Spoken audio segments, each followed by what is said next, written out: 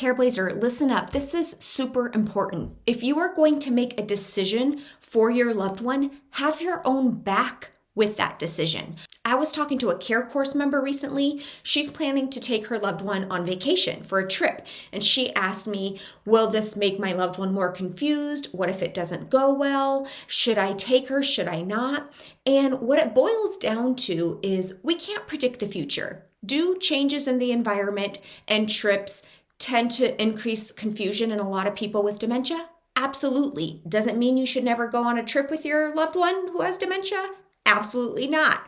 So the key point here is she's going to make a decision, and she might make that decision to take her loved one on vacation, which is beautiful. But after she makes that decision, and let's say they're on vacation and her loved one becomes more confused or agitated or has a hard time or doesn't appear to be enjoying herself, do not use that as a reason to beat yourself up. You made the decision.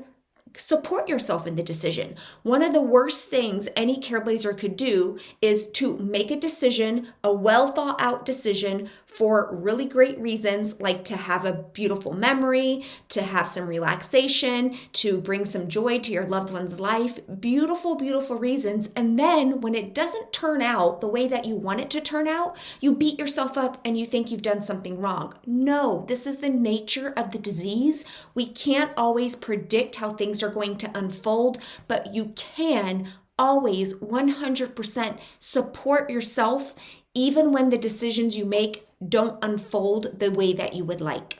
What do you say, Careblazer? Promise not to beat yourself up when a decision that you made doesn't go the way that you want. Promise to have your own back. I promise there's no downside to having your own back when things don't go the way that you plan. Now, for those of you who want to work with me further and get engaged and be able to attend some of these live Q&As I do with my care course members, there's a link below this video. You can click on it to learn more.